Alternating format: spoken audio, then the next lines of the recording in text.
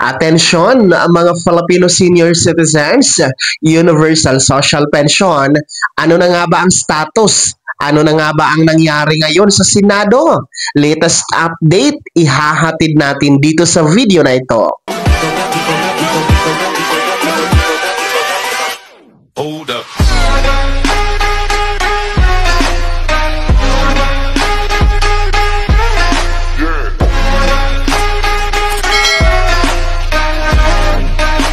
Hello mga ka-vlogs! Welcome dito sa aking YouTube channel. Magandang araw po sa lahat ng mga manonood. Saan po kayong dako sa mundo? Kumusta mga ka-vlogs? Eto mga Filipino senior citizens, Universal Social Pension, ano na nga ba ang nangyari ngayon sa Senado? Ano na ang latest update? No? Ang pinaka-latest update, ihahatid natin mamaya-maya.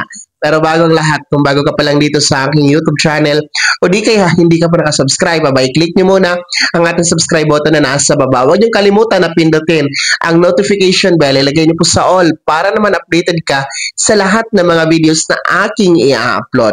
So eto na nga po no, mga lolo at lola, dahil nga po napakaraming nagtatanong sa ating mga comment section, sa mga upload natin dito sa YouTube, at meron din pong nagpapadala ng katanungan sa ating Facebook page Messenger.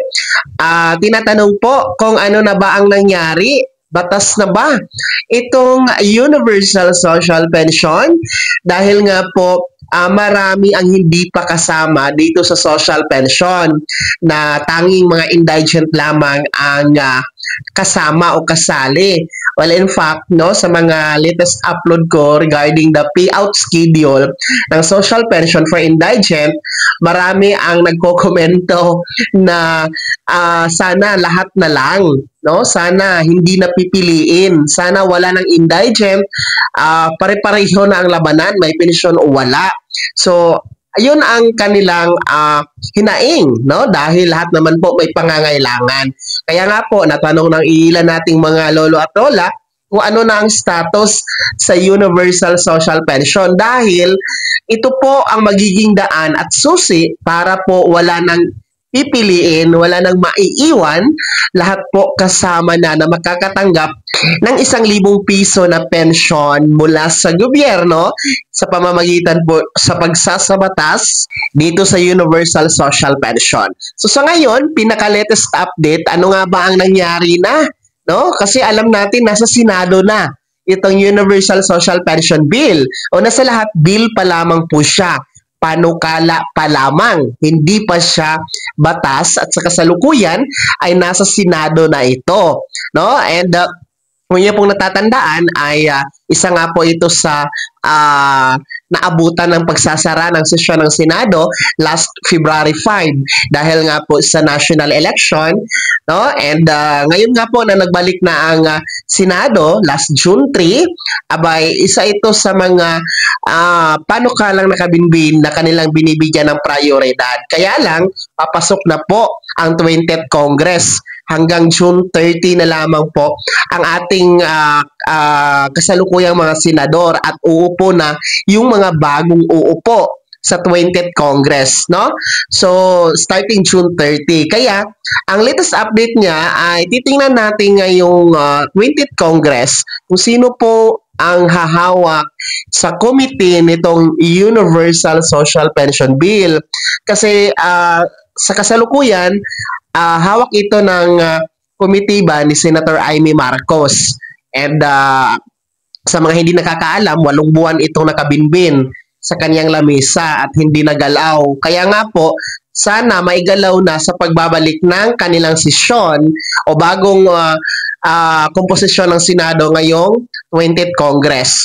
And titingnan nga natin kung siya pa rin ba ang hahawak o iba na, no? Pero kahit sino ang hahawak sa komitiba dito sa Universal Social Pension Bill, sana man lang ilagay sa agenda, no? Prioridad na agenda ng matalakay na ito at mabigyang pansin, maging prioridad, no? Kung talagang ito ay susuportahan ng ating mga senador, lulusot ito sa kanila at nang mapunta na po sa opisina ng Pangulong Bongbong Marcos na siya po ang last na pipirma dito bago maisa batas.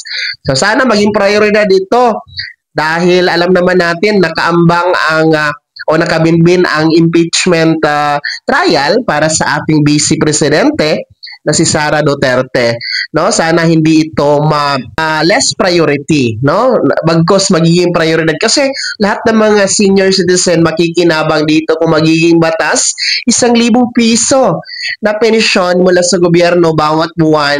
Wala talagang pipiliin mayaman o mahirap, may pensyon o wala.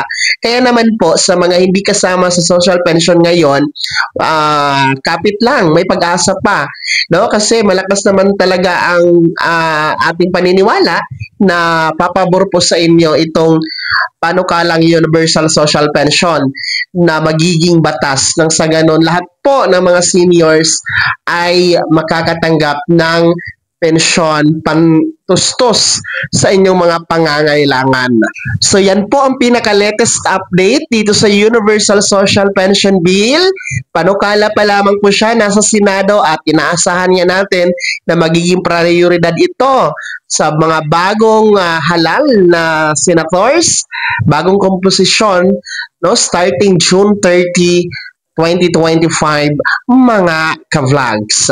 Kaya naman mga Filipino senior citizens, ano po yung komento at reaction sa balitang ito? Ibahagi nyo po sa comment section na nasa baba. Ano po yung panawagan sa mga paparating na uupo sa 20th Congress at sa Senado? No?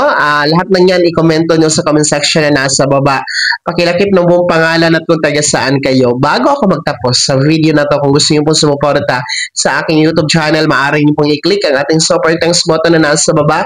Sa mga gusto maging miyembro, pwede po. I-click nyo po ang ating join button. Maraming perks dyan mga ka-vlogs. Be my member now. Sana naging gabay ang video na to kahit paano pag-uusapan natin ang mga mahahalagang bagay-bagay na may kinalaman sa ayuda, programa at benepisyo ng ating mga senior citizens. Kung hindi ka pa nakasubscribe dito sa aking YouTube channel, maaari nyo nang i-click ang ating subscribe button na nasa baba. Huwag nyo kalimutan na pindutin ang notification bell. Ilagay nyo po sa all para naman updated ka sa lahat ng mga videos na aking i-upload. Maaari nyo ding i-like ang video na to.